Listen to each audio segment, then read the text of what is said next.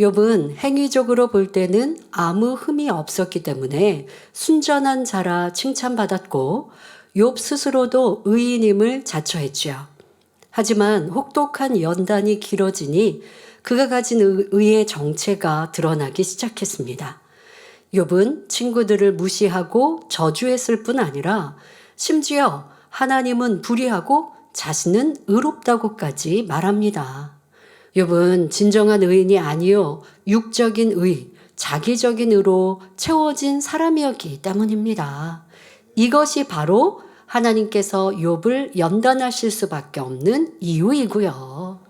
본문을 보면 욥은 계속해서 자신을 기롱한 젊은이들의 아비의 삶이 얼마나 초라하고 비천한지를 설명해 나갑니다.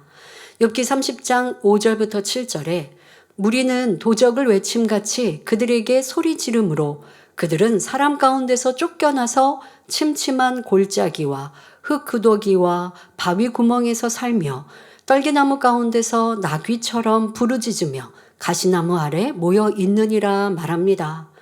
사람들은 행색이 남루하고 비천한 그들을 보면 마치 도둑을 내쫓듯이 고함을 질러 쫓아버렸습니다.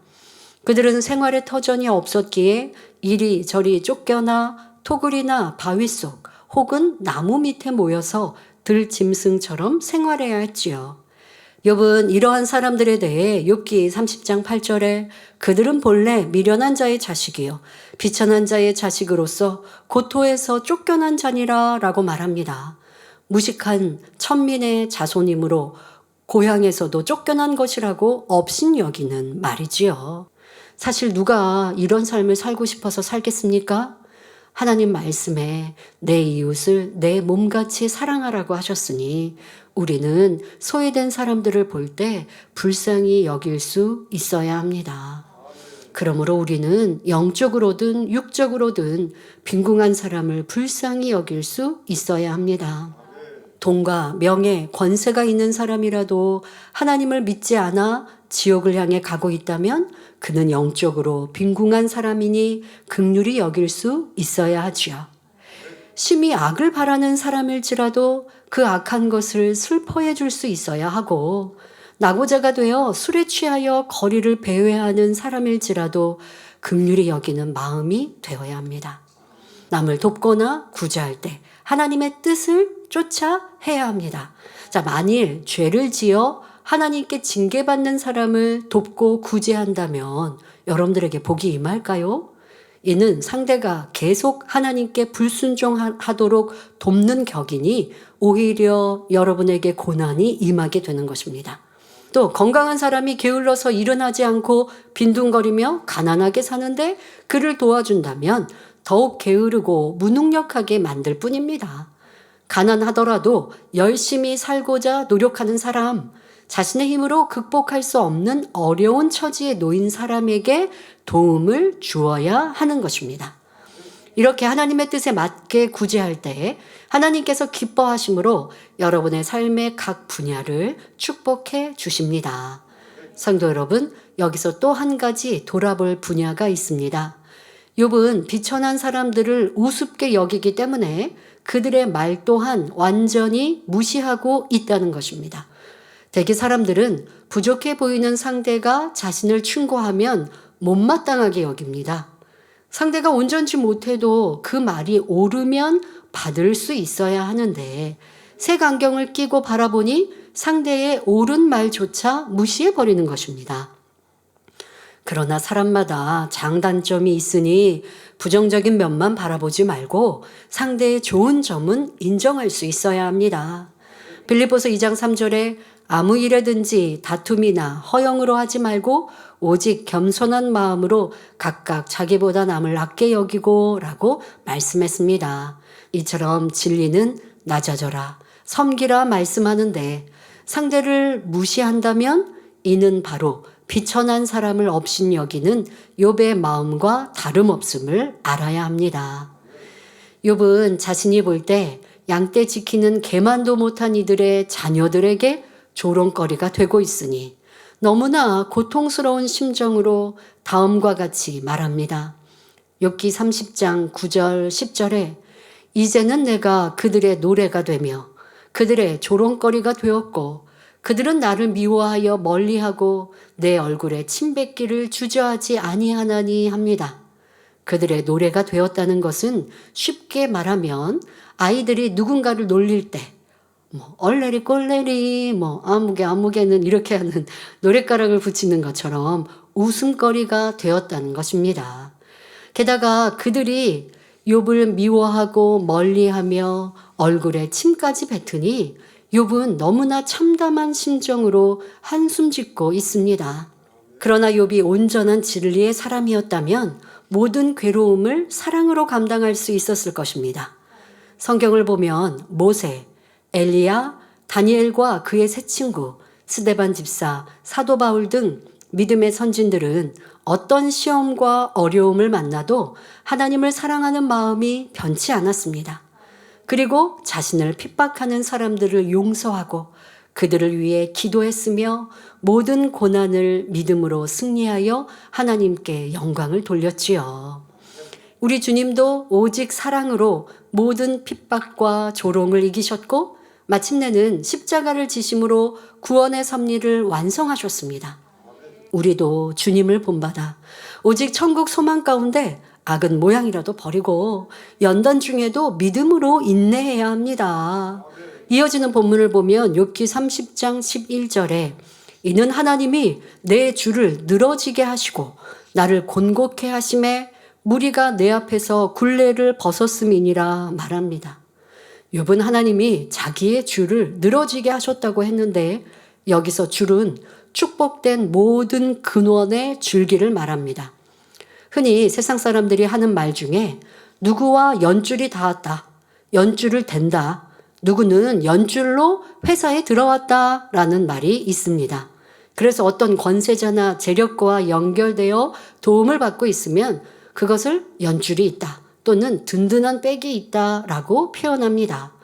마찬가지로 욥이 하나님과 줄이 닿았을 때는 자신의 손바닥 안에 다 들어있던 사람들인데 하나님이 그 줄을 놓아버림으로 공곡해 하시니 이제는 욥을 기롱하는 사람들이 되었다고 말하는 것입니다. 하나님이 외면하시니 욥은 무기력한 사람이 되어 속수무책으로 당할 수밖에 없다며 모든 것을 하나님 탓으로 돌리고 있습니다. 욥은 하나님께서 축복 주시기 위해 연단하고 계심을 아직도 깨닫지 못하고 있으며 오히려 하나님이 축복의 줄을 놓아버렸기 때문에 자신이 고통 속에 있다며 하나님을 원망하고 있습니다. 욥의 이러한 모습은 진리로 비춰볼 때 전혀 합당치 않습니다. 하지만 우리는 욥이 왜 이처럼 괴로워하며 그 마음을 처절하게 토설하고 있는지 이해할 수 있어야 합니다. 가난했던 사람이 갑자기 부자가 되면 잘 살지만 부자가 갑자기 가난해지면 견디지 못한다는 말이 있습니다. 욥은 과거에 누렸던 부와 명예, 평안과 축복이 송두리째 무너졌을 뿐 아니라 자신을 섬기고 따르던 사람들로부터 손가락질을 당하니 이 상황을 견디기가 어려웠던 것입니다. 혹 여러분 주변에도 뜻밖의 어려움을 만나 절망에 빠진 이들이 있다면 먼저 그 입장에서 이해해주고 위로해 주시기 바랍니다. 그리함으로 상대의 마음 문이 열린 다음에 자녀를 사랑하기 때문에 연단하시는 하나님의 사랑에 대해 깨우쳐주고 진리로 권면한다면 상대가 그 말씀 안에서 힘과 소망을 얻을 수 있는 것입니다. 욥은 계속해서 절규하듯 자신이 당하는 고통을 호소합니다. 욥기 30장 12절 13절에 그 낮은 무리가 내 우편에서 일어나 내 발을 밀들이고 나를 대적하여 멸망시킬 길을 쌓으며 도울 자 없는 그들이 내 길을 헐고 내 재앙을 재촉하는구나 말합니다. 욥은 앞서 자기를 기롱하는 젊은이들의 아비를 자기 양떼 지키는 개만도 못하다고 평가했습니다. 그러니 여기서도 그들을 향해 그 낮은 무리라 라고 높다 낮다 해서 그 낮은 무리라고 서슴없이 표현하고 있습니다. 비천한 그들이 자기를 넘어뜨리고 대적하여 파멸의 길로 이끌며 재앙을 재촉하는데도 이를 막을 자가 없다고 말합니다. 욥은 계속해서 남의 탓을 하고 있는 것입니다. 욥은 똑똑하고 지혜로운 사람처럼 보였지만 사실은 육적인 지혜이기 때문에 고통을 자초하고 있음을 알아야 합니다. 그러면 영적인 지혜를 가진 사람이라면 욥과 같은 상황에서 어떤 모습으로 나오겠습니까? 애매한 말을 듣는다 해도 다투거나 맞서지 않으며 무익한 변론을 하느니 차라리 피하고 말죠. 상대를 이기려는 마음 자체가 없고 오직 화평을 쫓고자 하는 선한 마음이 있어야 가능한 일입니다. 욥은 계속 비유를 들어서 자신의 처지를 설명하고 있습니다. 욥기 30장 14절에 성을 크게 파괴하고 그 파괴한 가운데로 몰려들어 오는 것 같이 그들이 내게로 달려드니 말합니다. 여기서 성을 크게 파괴하였다는 것은 욥이 쌓아놓았던 인격과 신념, 자신의 터를 무너뜨렸다는 것을 비유한 말입니다. 사람들이 자신을 계속 공격하며 곤고하게 만드니 이에 대해 욥은 자신이 쌓아놓은 모든 성이 파괴되어 간다고 표현한 것이지요.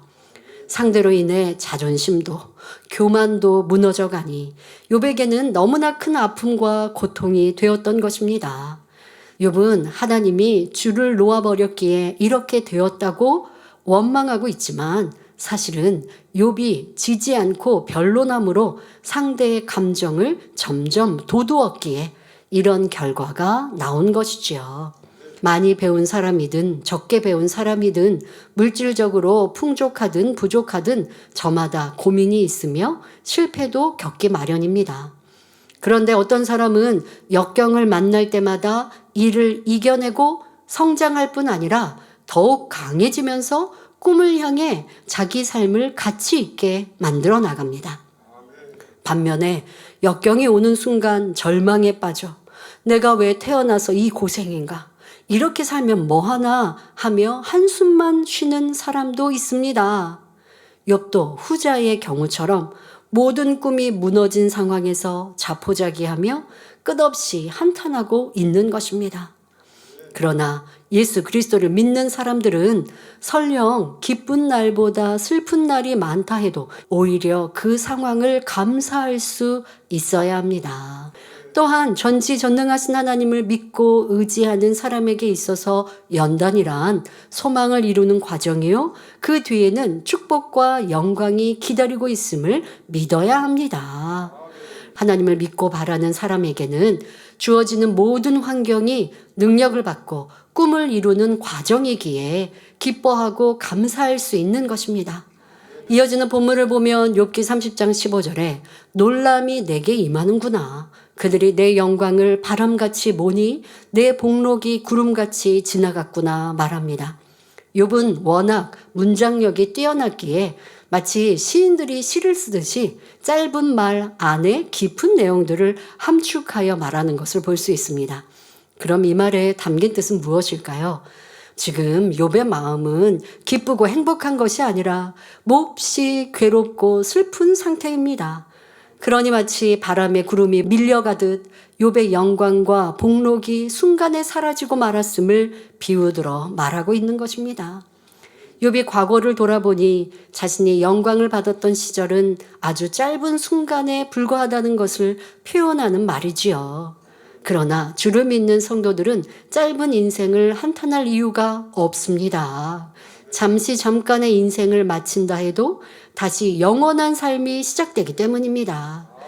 이를 믿는 사람은 이 땅에서 자신에게 주어진 짧은 시간 동안 하늘의 영원한 삶을 준비합니다.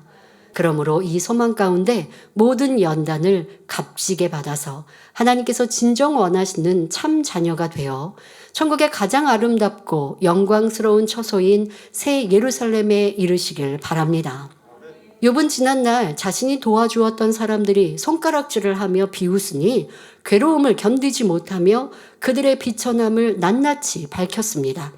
여전히 자신의 잘못은 하나도 없고 남의 탓으로만 돌리며 하나님을 원망했지요. 이처럼 자신의 잘못을 덮어버리려 하고 환경 탓, 남의 탓을 하는 사람은 신앙의 성장도 더딜 수밖에 없습니다.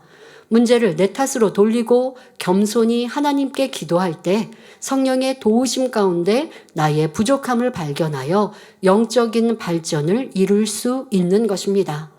혹여 여러분 안에는 남의 탓하고자 하는 마음은 없는지 항상 진리인 하나님 말씀으로 자신을 비추어 보시기 바랍니다.